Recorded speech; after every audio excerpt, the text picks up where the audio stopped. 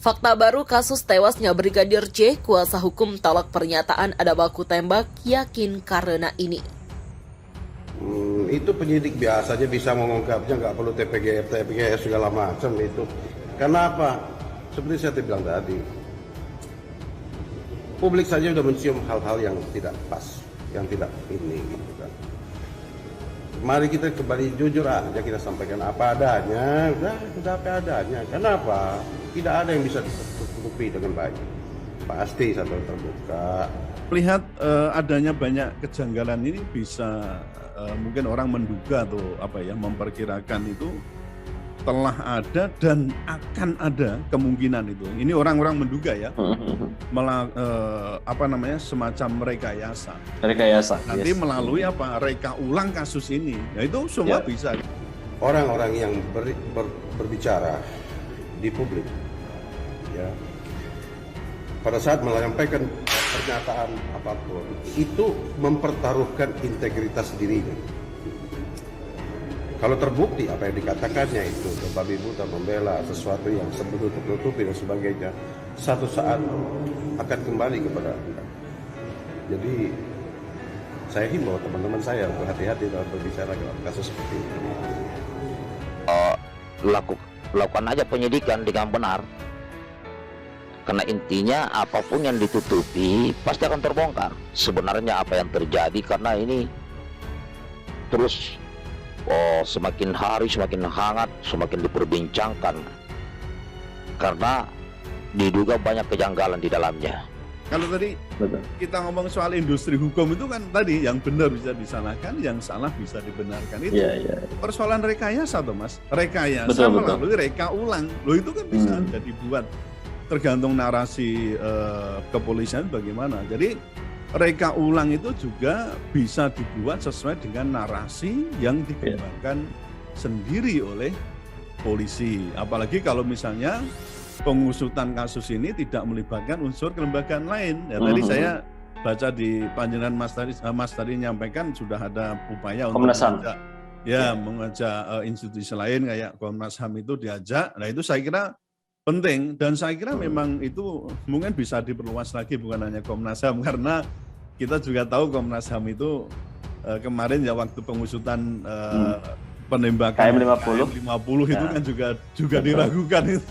Cukup mengecewakan. Ini tapi rakyat tuh meragukan. Jadi lebih baik juga ngajak insan kampus, LSM, LBH gitu loh. Jadi ini benar-benar nanti akan terungkap sebenarnya bagaimana.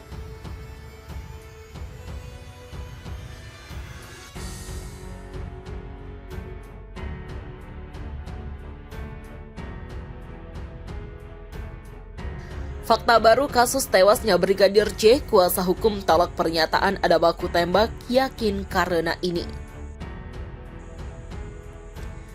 Fakta baru kasus diduga baku tembak di rumah Irjen Verdi Sambo.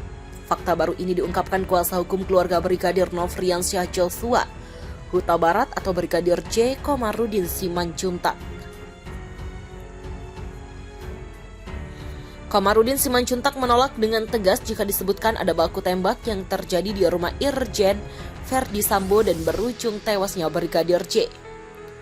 Menurut Komarudin, dari semua bukti yang dimiliki pihak keluarga, tewasnya Brigadir J sangat kuat mengarah ke penyiksaan. Kami selaku penasihat hukum pihak keluarga korban menolak disebut ada tembak-menembak. Saya menolak dengan tegas kalau dikatakan ada baku tembak ini perlu digarisbawahi, kata Komarudin di tayangan live di kanal YouTube-nya pada Jumat.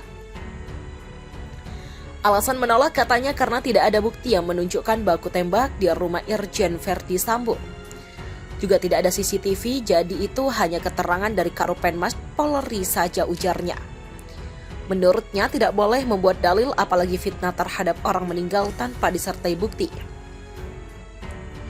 Kami peringatkan juga kepada wartawan, kepada media, jika ada yang mencoba menyebutkan dan menyimpulkan baku tembak, kami perhitungkan untuk kami tuntut ke pengadilan, karena sebentar lagi kami juga akan membuat laporan polisi, katanya. Komarudin juga menolak tegas jika disebutkan Brigadir J melecehkan istri dari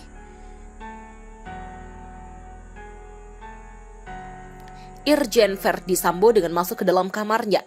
Kalau ada yang berani mengatakan bahwa anak klien kami masuk ke dalam kamar itu tanpa disertai bukti, kami juga akan memperhitungkan. Secara hukum kami akan menuntut, katanya. Beberapa hari belakangan ini, kata Komarudin, ada media sosial termasuk TikTok dan sebagainya membuat gambar seorang wanita berpelukan dengan seorang pria berkulit putih. Tetapi narasi dikait-kaitkan dengan anak klien kami, padahal anak klien kami tidak berkulit putih tetapi hitam manis, tinggi dan besar, bukan kulit putih yang bolak-balik diumbar di media itu. Begitulah ujarnya.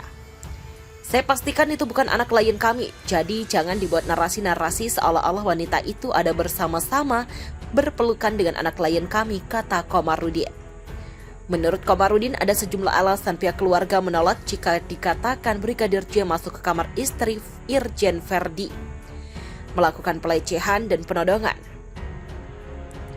Kami menolak kalau dikatakan Brigadir J masuk ke dalam kamar majikannya atau komandannya. Sebab sepengetahuan keluarga dan sesuai penugasan, Brigadir J bukan sopir istri Kadif Propam, tapi ajudan Kadif Propam. Sehingga tidak ada kesempatan bagi seorang ajudan maupun sopir untuk bisa masuk ke dalam rumah seorang jenderalnya kecuali diperintah untuk itu, kata Komarudin. Pernyataannya menurut Komarudin, siapa yang memerintah karena tempat ajudan dan sopir itu hanyalah di seputaran pos. Kemudian ke dapur kalau mau perlu minum saja, tetapi ke ruang tamu, rumah perwira atau komandannya atau jenderalnya tidak berani. Bahkan mereka itu pun kerja 2-3 tahun menjadi ajudan. Melihat engsel, pintu rumahnya itu pun tidak pernah tahu, katanya. Selain itu, menurut Komarudin, pihaknya juga menolak narasi yang dikembangkan polisi karena TKP telah dirusak.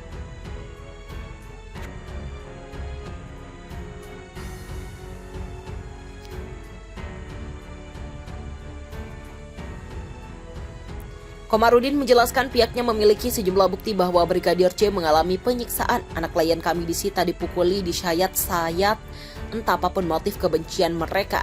Dia rusak wajahnya, disobek hidungnya dengan senjata tajam, demikian juga bibirnya, di bawah matanya, kemudian di pundaknya, di sebelah kanan itu juga dirusak sampai dengan dagingnya terkelupas.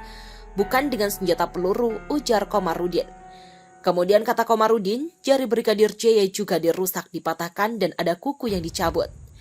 Di belakang kepala juga ada seperti luka sobek yang sempat dijahit beberapa jahitan, kata Komarudin.